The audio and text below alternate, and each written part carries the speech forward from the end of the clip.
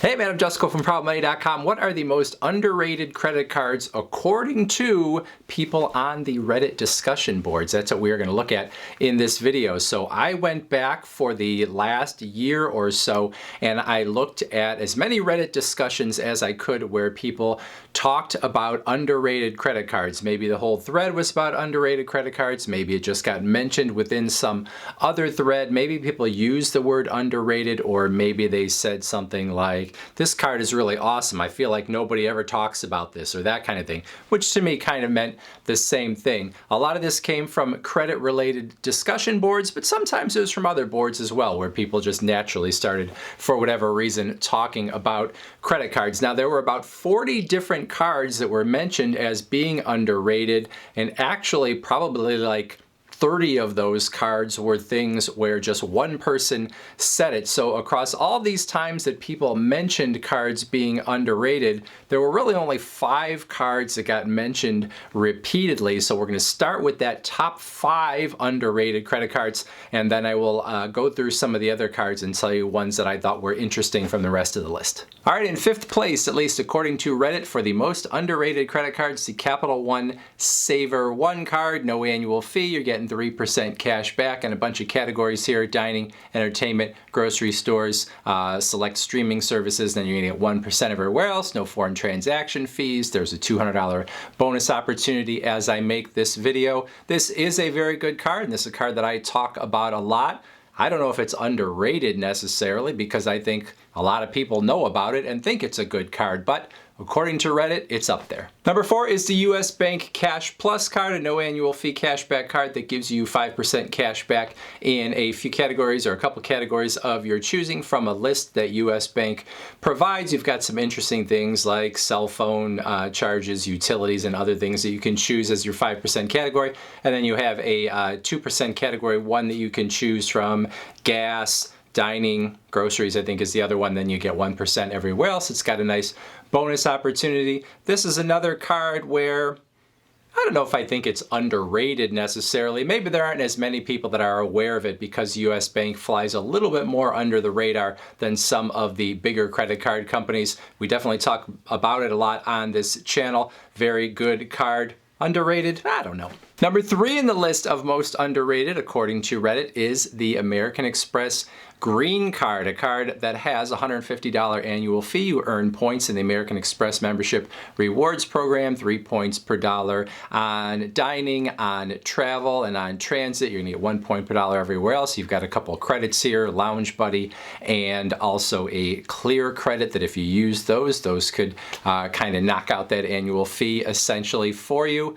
This has never been my favorite card when it comes to American Express or in general, but some people think it has a lot of value and they really love it. I was a little surprised to see it come onto an underrated credit card list, but obviously other people see it differently than I do. Number 2 most underrated, according to Reddit, is the PayPal Cashback MasterCard. No annual fee, you get 3% cash back on your purchases when run through PayPal, and then you get 2% cash back on all of the other purchases that you make with this card. Sometimes there's a bonus opportunity for new cardholders on this card. Sometimes there is not.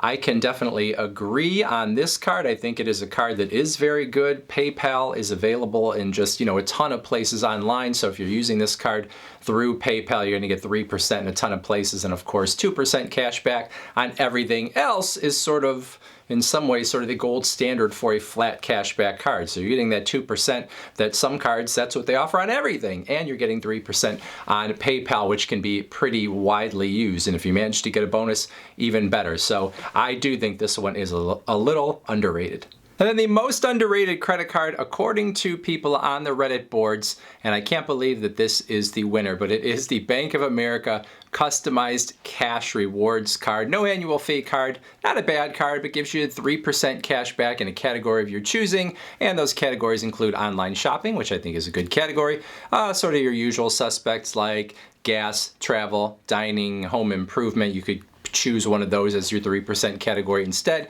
You get 2% back at grocery stores and wholesale clubs, 1% back everywhere else. There's a nice bonus opportunity on this card overall, I don't necessarily think of it as an underrated card, but I think the reason it comes up more often when people are talking about it on Reddit is because oftentimes they're thinking about the card if they are part of the preferred rewards program through Bank of America, which is when you have other money with Bank of America. If you have enough, you can get a boost on all of those rewards that I just talked about. So if you have over $50,000 with Bank of America, you can get a 50% boost on those rewards. If you have over $100,000 with Bank of America or Merrill Lynch, you can get a 75% boost on those rewards. So potentially when we look at a 3%, 2%, 1% categories, we could be going up all the way over 5% in those 3% categories. If you're getting that 75% boost, you could be going up over 3% in those 2% categories. If we're looking at that 75% boost, and then 1.75% is your tops potentially for everything else on this card. So yeah, if you have a lot of money with Bank of America or Merrill Lynch already, then yes, this card can make a lot of sense. I don't know if that makes it underrated necessarily, because it's only underrated to the people that have a lot of money with Bank of America. In terms of the sort of standard card, I don't think of it as underrated. Now looking at some other cards on the list, some of these I would say are underrated, some of these I think are rated just as they should be. And I'd love to hear your thoughts on these cards or other ones that you think are underrated. So there is the Affinity Federal Credit Union Cash Rewards card, the Amazon Visa, which I think is rated pretty much as it should be, both the American Express Blue Business Cash and Blue Business Plus cards mentioned, the Citi Premier card, the FNBO cards, those being the Evergreen and the Getaway. There's the Ford Pass Visa, which I think is a pretty good one that kind of flies under the radar. The Kroger MasterCard gets some love. The PNC Cash Rewards Visa, the Shop Your Way MasterCard, which rarely gets talked about. Another one being the UMB Simply Rewards card that does not get a lot of mention. The Venmo Visa, a decent cashback card. World of Hyatt credit card. I don't know if that one's underrated, but that one makes the list. All of the Wyndham credit cards seem like they got mentioned here and there as well. So I thought this was an interesting exercise to look at Reddit over the last year or so and see what cards came up in these discussions. Some of these cards I think are underrated. In other cases, I think it's more like the person said, I have this card and I like it, and so I'm going to call it underrated, because then it makes me look really smart for having the card that other people don't know about. So I don't know if they really are underrated or not. Anyway, I would love to hear your thoughts about underrated credit cards, either the ones that were mentioned in this video or other ones that maybe I did not mention. Put those in that comment section below. Otherwise, I thank you for watching, and as always, please go to proudmoney.com, where we do credit card reviews, we talk personal finance, we talk deals, and all sorts of other fun stuff too. If you're not going to leave a comment or go to the website, you know what to do next. You got to watch that video.